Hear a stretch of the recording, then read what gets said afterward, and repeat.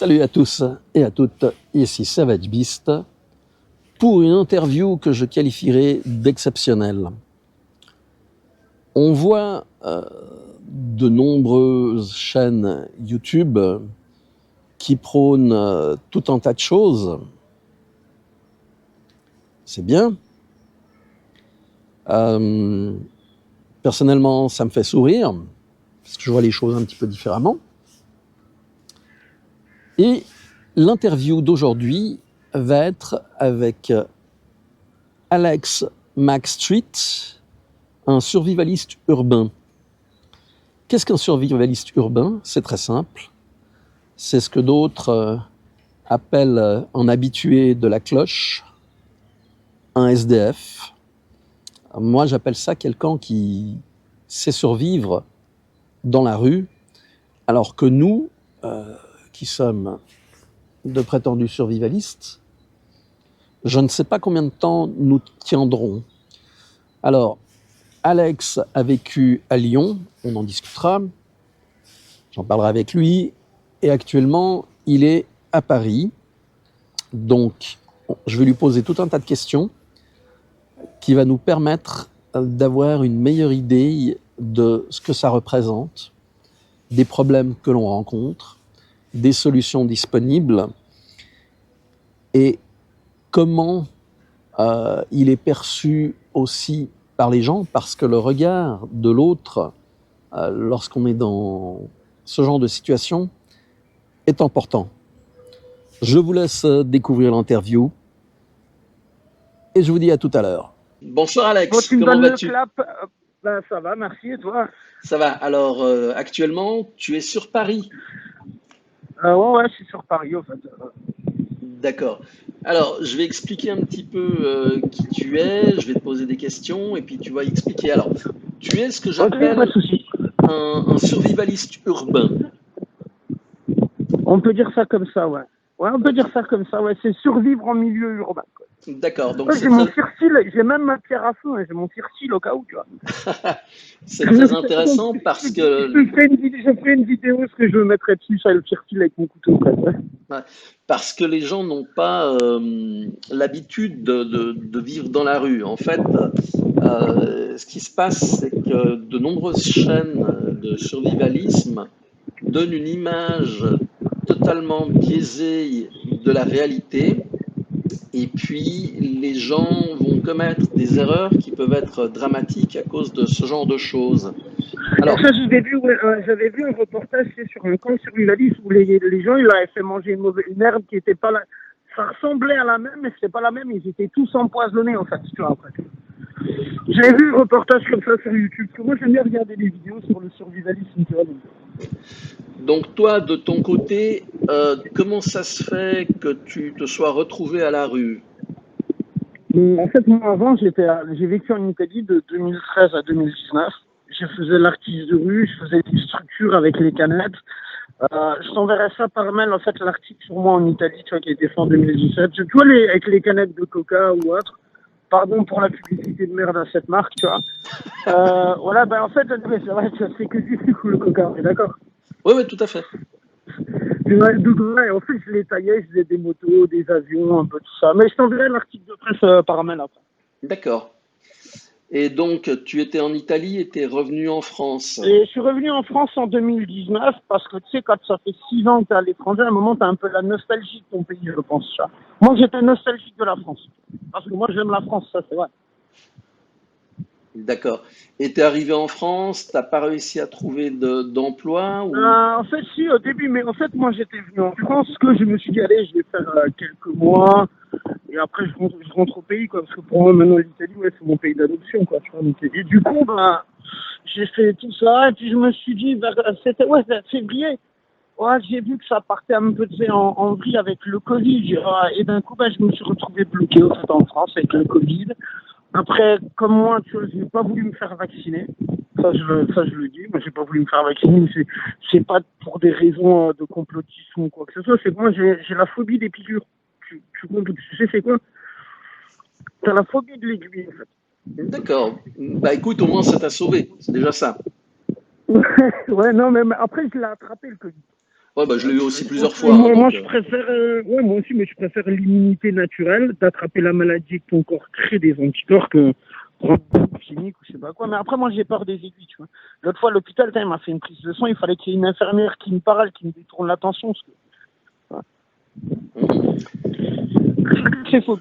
Ouais, tout à fait. Et donc, tu t'es retrouvé à la rue, tu étais sur Lyon, tu étais sur Paris, tu étais ailleurs? J'ai fait Lyon, Paris, Montpellier, Marseille, Nice, Toulouse. D'accord. Alors, Ouais. euh, est-ce que tu avais je dirais, une tente, quelque chose qui te permettait de Ouais, j'ai t'abriter? toujours une tente, en fait, ouais, la tente. Mais avant, je voyageais, parce que, en 2021, ouais. En été, ouais, je voyageais là avec, tu vois, un hamac et un trap, tu vois. D'accord. Tu vois, un hamac, une bâche, c'est bon, tu trouves deux armes, tu te tends les cordes et tout. Hein. En plus, tu dors beaucoup mieux dans un hamac que quand tu dors dans une tente avec un tapis de sol, quoi, tu vois. Et ça, c'est vrai. Bon, c'est de mon point de vue personnel, hein, comme je dis, tu vois. Bien sûr. Et donc, quand tu es dans les villes, est-ce que tu as une méthode particulière pour trouver l'endroit où tu veux t'installer pour la nuit? Alors, déjà, je cherche toujours des endroits qui sont assez difficiles d'accès. C'est-à-dire que l'accès est très compliqué, ou que ce soit discret, ou alors vraiment des quartiers très sécurisés, des zones vraiment très très très sécurisées. Par exemple, l'autre fois, j'avais mis ma tente ouais, dans le 12e arrondissement de Paris, tu vois, je m'étais mis, c'était des nuits, tu sais, où il faisait du -4, -6, et j'ai mis ma tente sur une bouche d'aération de métro, les bouches d'aération de métro, je sais pas si tu vois, en fait, tu as de Oui, l'air tout à chaud fait. qui monte. Ouais, à 8 heures pétantes, la police municipale est venue, tu vois, et ils m'ont viré. Mais après, attention, parce que je veux bien dire que les gens de la police municipale de Paris, ils ont été super gentils avec moi parce qu'ils m'ont trouvé un endroit où je pouvais aller me réchauffer, qu'ils ont pris le temps de chercher sur leur téléphone. Donc, moi, je critique pas la police et au contraire, ils ont vraiment pris le temps de me trouver un endroit où je pouvais aller me réchauffer. Je crois qu'ils faisaient -3 ou -4 le matin quand ils sont venus me chasser. Je sais que dans certains arrondissements de Paris, c'est plus difficile de mettre sa tente que dans d'autres. D'accord. Euh, Au niveau de ton organisation pour la nuit, tu prends des précautions particulières à part de t'installer dans un endroit difficile d'accès? On va dire que, tu vois, en fait, t'as pas le droit d'avoir d'armes en France. Tu sais, t'as pas le droit d'avoir d'armes, surtout en France, t'as pas le droit d'avoir de couteau. Alors, moi, ce que j'ai, si tu veux, si toi t'es survivaliste, tu sais, t'as le couteau, la fourchette et la cuillère. Ouais. Tu vois, un genre de pied comme on va dire les couteaux suisses, quoi, ou les Ouais, couteaux tout à fait. multi-size. Ouais, bah voilà, au cas où j'ai ça. C'est pas un couteau, mais s'il faut que je m'en serve, malheureusement, j'aurais m'en servir, on sait jamais, quoi. D'accord. Je n'ai jamais envisagé de m'en servir. Jamais envisagé de m'en servir, mais on ne sait jamais, tu vois. Tu vois, par exemple, quand il y avait le premier confinement, quand j'ai passé le premier confinement dans la rue, je dormais avec mon ami Evelyne. Il y a un gars, il voulait me voler mon sac, il voulait me foutre il était avec un marteau. Bah, il a pris mon sac, hein, un coup de marteau dans la tête ou ton sac à dos, ben, j'ai fait le choix, je prends le sac à dos, quoi, tu vois. Là, j'avais pas le temps de sortir le couteau, tu vois, tu comprends ce que je veux dire, les Oui, gars. oui. Donc, au niveau, bah, là, on parle en fait du comportement des gens dans la rue par rapport à toi. Ouais. Donc, la nuit, toujours. Est-ce qu'on peut considérer qu'il y a des prédateurs ou pas? Ouais, ouais, il y a les voleurs de SDF. Regarde sur ma chaîne YouTube, j'ai mis une vidéo aujourd'hui sur les voleurs de SDF, des mecs. Ça, c'est un ami à moi, un Irlandais que je connais, qui lui, il a trouvé une petite chambre et il me disait que quand il dormait à Gare de Lyon, en fait, tu as des gens qui viennent, tu vois, avec, tu vois, les lames de rasoir. Et en fait, Oui, ils te découpent le sac de couchage, ou il y en a un qui il découpe les tentes à la lame de rasoir parce que tu l'entends. C'est tellement fin que tu l'entends pas. Il faut faire quand même attention. C'est pas. Moi, je vais te dire honnêtement, moi, où ce que je dors, là où ce que je mets ma tente toutes les soirs, parce que je la démonte la journée, je la laisse pas, c'est sécurisé, quoi. Tu vois. Jusqu'à aujourd'hui, j'ai jamais eu de problème. d'accord. Sinon, au niveau de la nourriture, comment est-ce que tu t'organises? Alors, j'ai un endroit, ce que moi j'appelle mon plan B, c'est un plan de repli en région parisienne, tu vois, où c'est vraiment proche des clients de métro, parce que des fois je me fais des barbecues le soir. Sinon, bah, après, dans la rue, qu'est-ce que tu fais? Tu manges des sandwichs, ou tu vas au magasin, tu sais, t'achètes une pasta box, quoi, tu vois. Petite interlude sur la vidéo. pour vous demander de vous abonner si le contenu vous intéresse. Cliquez la petite cloche de manière à recevoir la notification quand une nouvelle vidéo sort. Il faut savoir qu'à l'heure actuelle, 65% des gens qui regardent la vidéo ne sont pas abonnés. Donc abonnez-vous, ça aide la chaîne à grandir, ça me permet d'avoir plus de vues et ça me motive pour faire du contenu. On reprend avec la vidéo et je vous remercie. D'accord. Donc ça signifie que... Parce que cuisiner, c'est compliqué. Tu t'imagines si je devrais trimballer un réchaud à gaz, la cartouche de gaz, plus un kit pour faire un kit popote ou je sais pas quoi. Si tu dois trimballer tout ça et tout. Après, il me faut un 36 tonnes, il me faut plus un sac à dos, quoi. D'accord. Donc l'idée d'avoir un kit popote et un kit et un réchaud, c'est quelque chose que pour toi n'est pas utile. Bah si, c'est quand même mieux. Mais après, ça prend de la place. Tu sais, toi, là, tu fais du survivalisme. Tu m'as dit, tu vois, sur ta chaîne. Tu sais très bien que ton sac à dos, tu dois le gérer. Oui, tout à fait.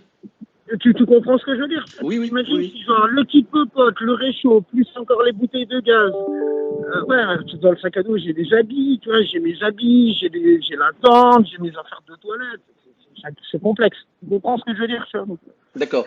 Donc toi, en fait, L'autre fois, mon sac à dos, tu vois, mon sac à dos qu'on m'avait volé, je l'avais posé, en fait, il faisait 16 kg 700, tu vois. D'accord. Alors, C'est énorme. donc là, je C'est t'interromps énorme. 2 secondes. C'est juste pour donner l'information aux abonnés, en fait. C'est qu'il y a 2 jours, ton sac à dos t'a été volé avec tes affaires pendant que tu rechargeais ton téléphone. Ouais, mais ça, c'est parce que, en fait, dans la rue, tu dois faire attention à tout. Tu comprends ce que je veux dire? Franchement, quand mais c'est moi, je parle avec quelqu'un, et puis j'ai détourné le regard. Et voilà, bon, bah, tant pis, ça fait partie. Moi, c'est bon, ça fait partie du jeu. Tu comprends ce que je veux dire? Ah ouais, mais on est dans un monde, il faut faire attention à tout. Je suis désolé de tenir les propos. Donc là, j'ai détourné le regard, peut-être, allez, 1 minute, j'ai parlé avec le gars, mais en 1 minute, on m'a niqué le sac à dos, tous mes habits, le chargeur du portable, la batterie, la powerbank, les panneaux solaires aussi. Mes panneaux solaires, j'aime bien produire ma propre énergie. Ouais, bon, sans pis. Voilà, maintenant ça fait partie du jeu, j'accepte, c'est le game. D'accord. D'accord. Tu sais, c'est comme si tu vas en forêt, tu tombes sur des sangliers, s'il y a des petits, s'ils te chargent, bah, ça fait partie du jeu, c'est un risque que tu peux avoir. Quand tu vas en forêt, tu peux marcher juste à côté d'une vipère et elle va te mordre. C'est le game. D'accord. Donc toi, tu considères que malgré tout, on peut vivre dans la rue d'une manière sans avoir trop de problèmes, ou bien il faut vraiment tout le temps être sur ses gardes en mode parano? Alors, il faut être sur ses gardes, mais pas en mode parano. Là, faut pas quand même pas devenir paranoïaque, parce que sinon tu dors plus. Non, on va dire aussi, ça dépend dans lesquels quartiers t'es. Tu vois, si t'es dans le premier, le deuxième, le troisième et le quatrième arrondissement de Paris, c'est quand même beaucoup moins dangereux que si tu vas, je sais pas, dans le, je sais pas, 20e, 19e. C'est quand même moins dangereux, je pense, de mettre sa femme dans un quartier bourgeois à Paris que de la mettre à Marseille dans les quartiers nord. D'accord. Est-ce que tu arrives à développer des contacts avec les personnes, je dirais avec d'autres personnes qui sont à la cloche, ou avec des personnes qui passent régulièrement, qui vont au travail, qui t'aident d'une manière ou d'une autre? Ouais, si, ouais, j'ai des gens, franchement, j'ai des gens super gentils, tu vois. Il y a les voisins, surtout les voisins, tu vois. Donc, les gens, tu sais, généralement, quand ils voient, c'est à partir du moment que tu laisses le lieu propre, tu fais pas le bordel, t'emmerdes pas les gens, ils t'emmerdent pas. Ouais, j'ai des contacts, même avec des commerçants. J'ai des amis commerçants, je sais où je peux charger mon téléphone. Il y a un bar à côté où ce que je vais, tu vois, moi, je vais pas leur faire de la pub. Mais il y a un bar où ce que je fais la manche, tu vois, juste à côté, le matin, quand je vais chercher mon double expresso, ils me l'offrent, tu vois, donc... D'accord. Donc, il y a quand même de la solidarité, tu vois. Il y a des gens, ouais, j'arrive à lier des contacts, j'ai des bons amis. Par contre, ce qui est bizarre, c'est que j'ai pas d'amis de gauche. Où j'en avais, ils sont partis. Alors, ça, pourquoi, je sais pas. Non, je rigole, je sais très bien pourquoi. Tu t'imagines Usul en forêt avec une firstile et une tente, c'est pas long feu, le gars. Ah, ça pourrait être drôle. Ah ouais, putain, ouais. il tient combien d'heures? Allez, autonomie sur 8, donc il arrive à filtrer de l'eau avec du charbon. Et encore, il sait même pas qu'utiliser du charbon, ça peut filtrer l'eau. Tu le savais, ça? Ouais. En fait, par rapport à ce que j'entends, ce que je comprends, c'est que tu arrives à survivre donc dans la rue en utilisant tous les moyens qui sont disponibles par les activités habituelles d'une ville. Ouais, bah ouais, c'est ça. En fait, tu vois, par contre, bah, je fais comme tout le monde, tu vois. Bon, en fait, si tu veux, j'ai la vie comme tout le monde. Seulement, je dors et je vis dans la rue. Alors, tu vois, je vais faire mes courses dans ces supermarchés. Je vais pas citer des noms parce que j'ai pas envie de citer des noms. D'accord? Tu vois, par exemple, j'ai des amis, je peux donner le nom d'un magasin ou pas? Ouais, ouais, ouais, ouais, donne, il n'y a pas de Ouais, problème. tu vois, par exemple, le Carrefour qu'il y a, rue. Ça, j'y vais. Pas celui, bah, en fait, c'est le même patron, en fait, qui est rue des Archives et la rue juste derrière, que je me rappelle pas. Il s'appelle Mohamed, tu vois, c'est un gars, c'est un Algérien, super gentil, Kabyle. Lui, je vais là-bas au magasin, il me donne tu vois, les dates limites, les dates courtes. Oui, tout à Au fait. lieu de les foutre à la poubelle, il me les offre quand j'achète un café, il m'offre un café, il m'offre des croissants. Donc, voilà, franchement, c'est bien. Il y a des gens bien. Merci Mohamed, hein, merci Momo pour tout ce que tu fais. Alors, en fait, si on regarde en Espagne, il y a énormément de gens qui vont faire les conteneurs poubelles des magasins parce que... Ça en France aussi, énormément, énormément, énormément. Moi, j'ai fait, par exemple, pendant le premier confinement, tu vois, la Manche, à côté d'un supermarché qui s'appelle La Vie Claire. C'est un truc bio super, tu sais, c'est un truc de bobo parisien, comme je dis. Mais tu devrais voir l'homme, tu sais quoi, non, mais arrête de rigoler, les mecs qui font la queue pour attendre quand ils sortent les poubelles, quoi, tu vois. Je te jure que t'avais un staff, j'ai vu des gens, ils étaient 4, 5, 6 et ils sautaient sur les poubelles, quoi, tu vois. Ça, c'était, bah ouais, mais parce qu'il y a beaucoup de gens qui arrivent plus à finir les fins du mois aussi, je pense. Bah, comme en Espagne. Ouais, en Suisse aussi, c'est compliqué, hein. Donc, Ouais, en Suisse, ouais, mais alors, en Suisse, tu fouilles les poubelles, tu vas en prison, non? Ah, quand même mm, pas. non, Tu sais, normalement pas, mais simplement, bah, les poubelles, tout est mis dans des sacs plastiques, donc tu vois pas ce qu'il y a à disposition. Et puis les ouais, bon, magasins, les gens, ils les ouvrent. d'accord, j'ai pas vu les magasins où ils jettent leurs marchandises en fait, donc je sais pas, je sais pas. Mais le fait est que c'est Par contre, compliqué regarde, pour eux. en Suisse, je crois que vous avez une loi anti-vagabond, non? Alors ça dépend. Ça dépend une fois de plus. Ça dépend comment on dit, chez vous, c'est pas les Landes, c'est un truc spécial chez vous. En Allemagne, on dit Ah, Landes pour les régions, oui, c'est pour les, les cantons. Alors il y a des lois les cantons, ouais, pardon. anti-mendicité, mais ça dépend des endroits, ça dépend des personnages et ça dépend de l'attitude, tu comprends. Moi, Donc quand j'étais à Rome, tu vois, ouais, quand j'étais à Rome, je fréquentais toujours une place pas loin du Vatican et je connaissais pas mal de, tu vois, les gardes suisses. Je connaissais les mercenaires, ouais, tu ouais, vois, les les gardes, ouais, mercenaires ouais, du tout à Vatican, fait. en fait. Oui, ils sont tous suisses. Ouais. Et lui, il me disait qu'en Suisse, pour la Manche, en gros, c'est pas vu, pas pris. Ouais, c'est ça, c'est ça. C'est en gros, il m'a dit, en Suisse, chez nous, c'est ça, c'est pas vu, pas pris. Tant qu'on ne voit pas, on s'en fout, quoi. Disons que la police a d'autres chats à fouetter, donc ils vont pas chercher spécifiquement des problèmes, sauf s'il y a une dénonciation. Ah, puis, il y a ouais, bah, la délation en Suisse, ouais, c'est. Ça dépend aussi dans quel tu me disais, canton. Bon, c'est pareil dans tous les cantons, hein, donc c'est au niveau de la mentalité. Mais bon, les gens sont plutôt prêts à aider, mais ça dépend, ça dépend. Je discutais avec un garçon qui était SDF, qui avait passé la journée, et puis c'était un dimanche, c'était la rue la plus chère de Genève, et il avait rien fait. Il n'avait pas Rien du réussi tout. à Mais trouver c'est des quoi? fous. Fallait qu'il aille à Annemasse. Mais je crois qu'à Annemasse, il y a un arrêté anti-mendicité. Parce que Annemasse, Genève, c'est collé, au fait. Donc il avait rien fait. Il n'avait pas réussi à être aidé en fait. Donc tout dépend de sur qui tu tombes. C'est toujours un petit peu compliqué. Sinon, tes journées, tu les passes comment? Voilà, on arrive à la fin de la première partie. La vidéo vous a intéressé. Vous avez une deuxième partie, voire une troisième partie disponible sur Patreon. Cela vous coûte le prix d'un café par mois, voire moins, suivant les pays où vous vivez. Et ça m'aide à remplacer le matériel, à me déplacer pour aller faire les vidéos, parce que tout cela a un coût. Je parle même pas du temps que je passe pour réaliser le montage, la préparation. Et donc c'est un moyen actif de m'aider à avancer et à créer de meilleures vidéos. Alors n'oubliez pas, vous allez sur Patreon, vous cherchez Savage Beast Prepper et vous cliquez sur une des 3 options qui est disponible pour vous abonner. À très bientôt sur Patreon. Ciao!